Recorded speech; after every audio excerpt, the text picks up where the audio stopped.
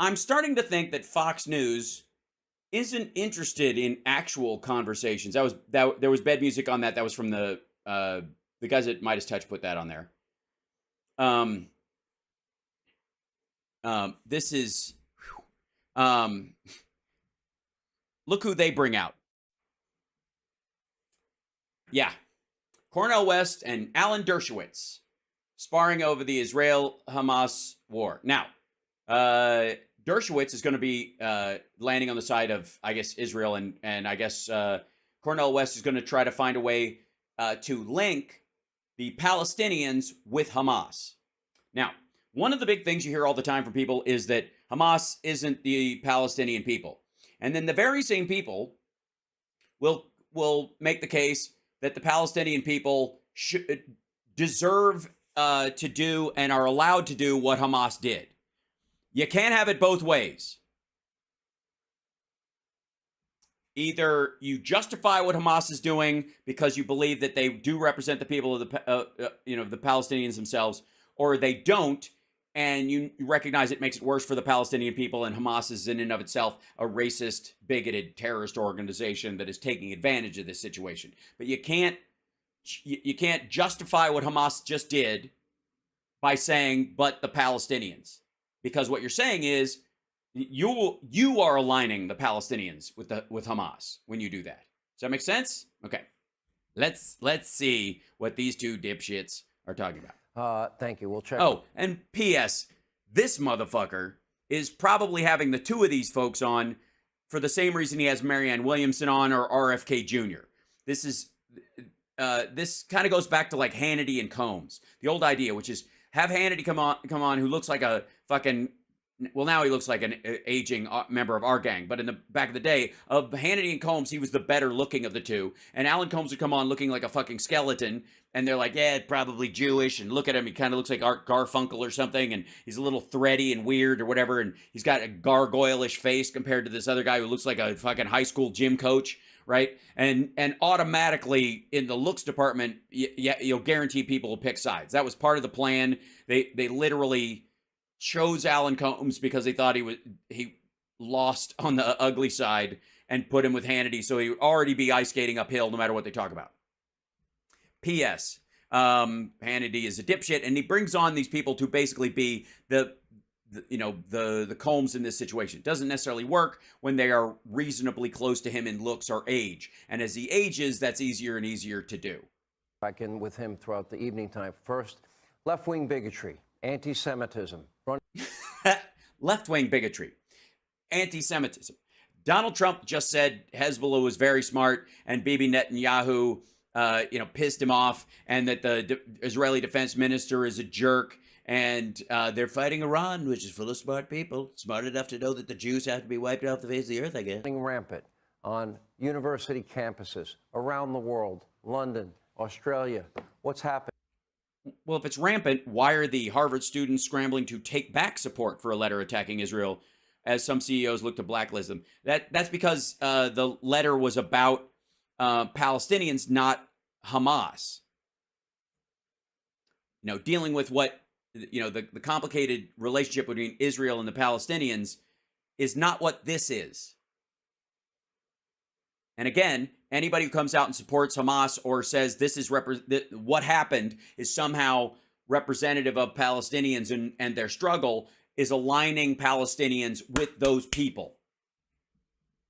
It's like imagine, if you will, there's a dating app, and it's all people trying to get laid, and it's like Tinder or something like that.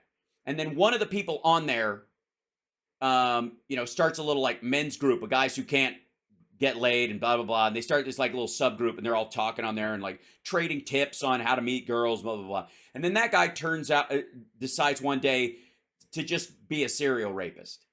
And just like, I'm tired of waiting. And he just goes on a fucking spree. And now all those guys in that group are on the hook for what this fucker did. And you're like, well, he was in this group and these guys are all that. Imagine how all those guys would feel if you're like, oh, that was the guy who set up the fucking group you were in.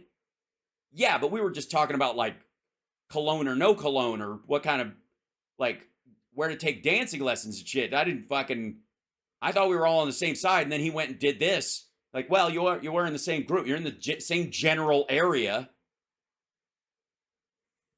You get me? Okay. Chanting in Australia, about gas chambers. And yeah, like the white guys in the Nazi outfits who came into the fucking Taco Bell this weekend. Right, yeah. Anyways, BLM. And, for Jewish people, what is happening on our college campuses? What is happening among the Democratic Party? Which has more Jews in it. Harvard students now are scrambling to finally rescind their support of their vile letter, actually blaming the victim, Israel, for the brutal Hamas terror attacks. Not everyone disagrees with them. Right. Yeah, there's 8 billion people on the fucking planet. There's 340 million people in America. Your job is not to find the extremists and give them airtime. Your job is to recognize the general trend of how people feel about this stuff. And if any of the people who have extremist views are actually, garnering any strength or any roll through this, confronting it as a news person, one would think. I'm kidding. It's Sean Hannity quoting the New York Post. 2024 presidential candidate, former Harvard professor Cornell West said the students were largely right, but they lack nuance. He joins us now with reaction, along with attorney, also Harvard professor. Just two people walking into a rake. Alan Dershowitz is with us. Thank you both for being with us. Yes, Alan Dershowitz, who's ever so lucky to be in a situation where he has to do very little effort as far as speaking to be right about something, which will cover for the fact that he palled around with Jeffrey fucking Epstein for years. You always call me Brother Sean. I call you Brother Cornell. I'm not that happy with you tonight. I understand. We could talk about why we... Because we have 31 groups from Harvard. Harvard's supposed to be, I always thought... Ted Cruz went to Harvard. The top of the top. To get into Harvard, what an accomplishment, what an achievement, what academic excellence you must show. Yeah, but you don't have to show maturity because they're college students. You do realize that college students from 10 years ago aren't there now, and college students 10 years from now aren't there now because students go through a college, they don't, never mind. A cut above everyone else. And 31 students. Really? That's kind of elitist thinking of you, Sean. I don't know. I gotta say, it sounds pretty fucking elitist. Groups blaming Israel, blaming the victim. And your answer to this is they are largely right? Hamas that murdered children? Hamas that murdered innocent people? Read the rest of what I said, though, brother. Okay. Read the rest of what I they said. are largely right, but lacking nuance. No, I didn't say lack nuance. That's the title of the piece. Okay. My actual words were, I'll just be very honest. I got it here in front of me. The words too, brother. The words were that Israel's policies of war crimes and collective punishment against Palestinians I'll read set it a to you. context, Israel and the United States Hamas are must take primarily responsibility for killing innocent people. Anybody who kills innocent people are engaging in barbaric acts. You said no matter Israel, who they hang are, on, let me what quote color, you. what nation, and so forth. Israel and the United States are primarily And the United States has supported and enabled. You explain to this audience. I want you to explain how is Israel. Okay, first of all, can I just point out something real quick? There are very serious issues in all of this. There's a depth of complexity that requires conversations about it off camera, without the posturing and the showboating and the other shit that you will see people engage in. Okay, this conversation, I would argue, in many ways, is too important for a half-assed Fox chat show posing as news. Let's just start there. I think we can all agree on that. That we're not going to see a resolute conversation with any depth in this arena, right? Okay, so that's either a feature or a bug. In this case, I think it's a feature. I think the whole thing is just the attempt by all three of these assholes to posture for their particular crowd around these issues without ever having a substantive discussion about how it goes. Because even if you believe what Cornell West is saying, and again, that's one of those immaterial things. Like, IDF guards shooting people in Gaza and all that kind of stuff that we've dealt with for years, and suicide bombers, as if it evens either out like it's a game of fucking Pong, is a stupid way to discuss something with this amount of depth that won't ever solve it. No single shot, no single suicide bomber, no single act by any of this will ever solve this fucking problem, ever. It is too complex for this oversimplification. That's the problem.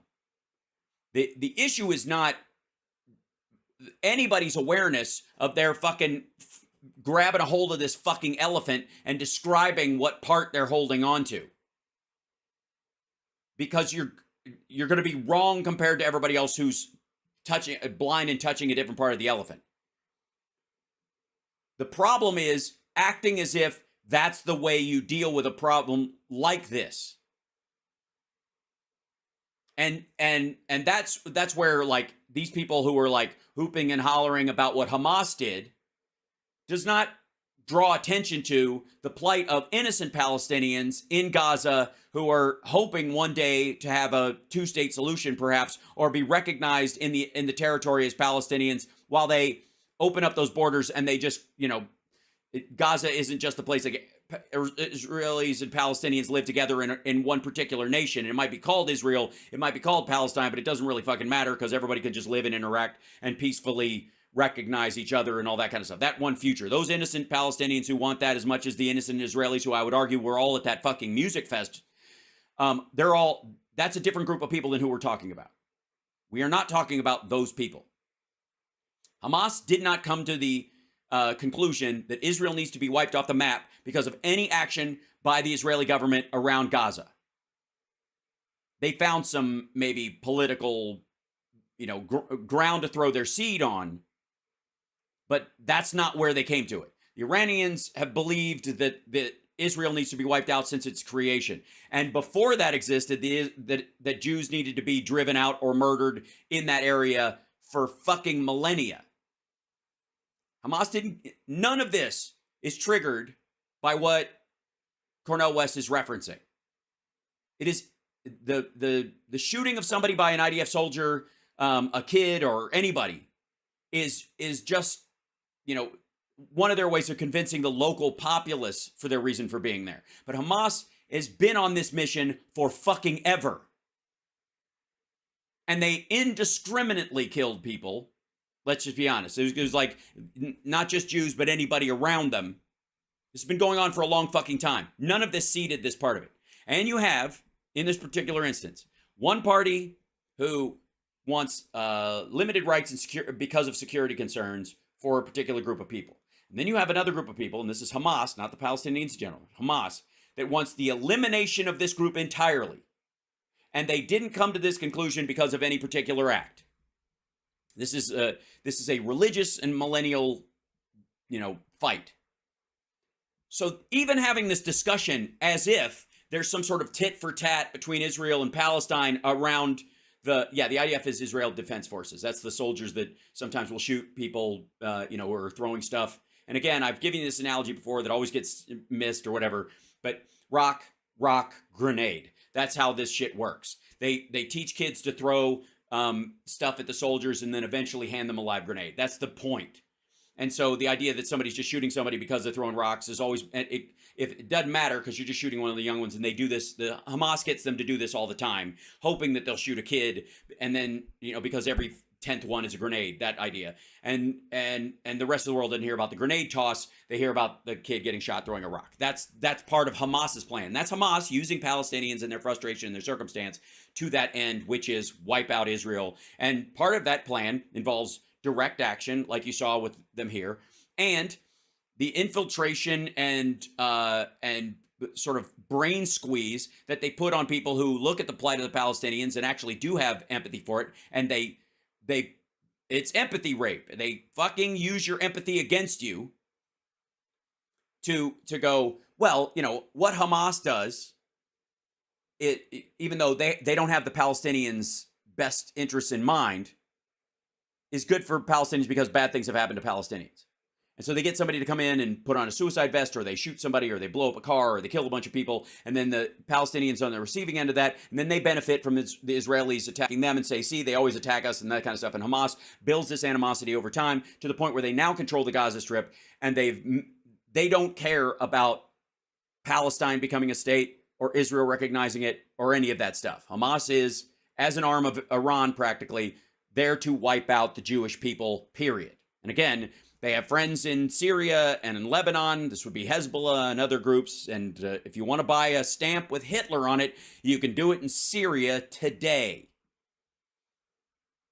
That didn't start because of any particular person getting shot. That didn't start because somebody was killed at a fucking gate. And those people, Hamas, are using the Palestinians as human shields every fucking day they exist. And in bragging that they tricked the Israelis into believing they were interested in a peaceful solution means that they were basically stacking Palestinians in front of them for the last few years. Israel and the United States responsible for beheading 40 children. How? I'm talking about the context. 545 Palestinian children died in August 2004. Not one American said a word. I believe a Palestinian baby has the same value as an Israeli baby. So when you have that... Okay, hold on one second. So let me bring up what he's talking about. Let's see. 2004.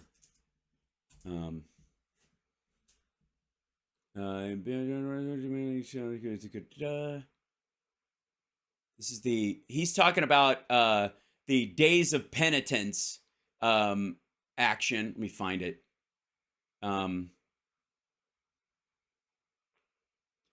Timeline. There's the Gaza disengagement. This is okay. So this is basically this is the Rafah one. I'll show you. Hold on one second. This business right here. And let's see. 2004, the Israeli Defense Forces launched Operation Rainbow in the southern Gaza Strip. There were a couple of different things because it was in response to a few things. But operation started after the deaths of 11 Israeli soldiers in 2 Palestinian attacks, which an M113 armored vehicle. These armored vehicles were attacked. So these 11 soldiers were killed, and in response to these soldiers being killed, they started this thing. Okay, in response to the repeated shelling of Israeli communities with Qassam rockets and mortar shells from Gaza. So again, this is Hamas starting this shit and then falling back behind Palestinians and saying, evil Israelis, but whatever. Okay. Since 2001, IDF had routinely demolished Palestinian houses in Rafah to create a buffer zone. Persons entering or approaching the buffer zone, including humanitarian workers, came under fire. Until 2000, the IDF used 20-40 meter buffer zone along the Gaza-Egypt border with 2.5 to 3 meters high concrete wall topped with barbed wire. In 2002, the IDF destroyed hundreds of houses in Rafah needed for expansion of the buffer zone and the building of 8-meter high metal wall along the border. The wall also extends 2 meters underground. The wall is built some 89 meters, blah, blah, blah. In May 2004, the Israeli government approved a plan to further expand the buffer zone. Human rights group recorded 290 destroyed houses in Rafah and da-da-da-da. Okay, aims of the operation. The initial operation just started in response to the death of 5 soldiers in the Philadelphia quarter of 12 May 2004. On May 13, the Israeli government approved a plan to widen the Philadelphia rule by destroying dozens or perhaps hundreds of homes. They launched Operation Rainbow with the objectives finding and destroying smuggling tunnels, targeting terrorists, and securing the Philadelphia route. Okay, the operation. Proceeding military actions. This is the other part. May 11 to 12, 2 M113 armored personnel carriers, one of Givati Dolev's command engineering company and one of the combat engineering corps of the tunnels team were destroyed by Palestinian militants. The 2 separate attacks in Gaza City's Zeltun neighborhood and the Philadelphia region near Rafah and the Egyptian border claimed the lives of 11 IDF soldiers. Soon, Israeli troops entered the buffer zone to recover body parts of the dead soldiers. In the evening, the IDF attacked Rafah with tanks and helicopter gunships, firing shells and missiles. On the 14th, the large IDF force entered the Brazil block of Rafah and in heavy fighting reported by the UN WRA, the 12 Palestinians were killed and 52 injured. Israeli forces began demolishing houses, blah, blah, blah. Because there was this area where they were worried you could make a run. And ultimately, at this point, the weird part is that after Hamas's attack, you ain't seen nothing yet. Like, there's going to be a fucking moat around that area, whether they run anybody out or not. In the morning of them, they launched Operation Rainbow at 1 p.m. They closed the only road between Rafah and Khan Yunis and initiated a total siege. Armored vehicles, main battle tanks, armored bulldozers entered Rafah from the east through the Sofa crossing, effectively cutting off Rafah from the rest of the Gaza Strip. The next day before dawn, the army surrounded Tel al-Sultan. Armored vehicles, tanks, bulldozers supported by helicopter gunships entered the Tel al-Sultan quarter of Rafah simultaneously from several directions. The troops established a cordon around the area. And by the way, look for this almost exactly to play out. A number of armored vehicles entered through the UNRWA schools in the southeastern part, causing extensive damage to the school grounds. Ambulances were prevented from evacuating the casualties out of the fear they would be hijacked by terrorists. Palestinians were prevented from accessing UNRWA's health clinic in the area. An ambulance was fired at by the way, not by Israelis, but whatever. When a convoy of 4 ambulances accompanied by Reuters vehicle were sent, they were also fired at. When they arrived at the victim, Israeli soldiers continued to fire. This is the later part. Israel IDF Caterpillar D9 armored bulldozers erected sand barriers around Rafah to isolate it. Later, the D9s were used, blah, blah, blah. Under pressure, the sharp, and I'm trying to find the place where the big, here you go.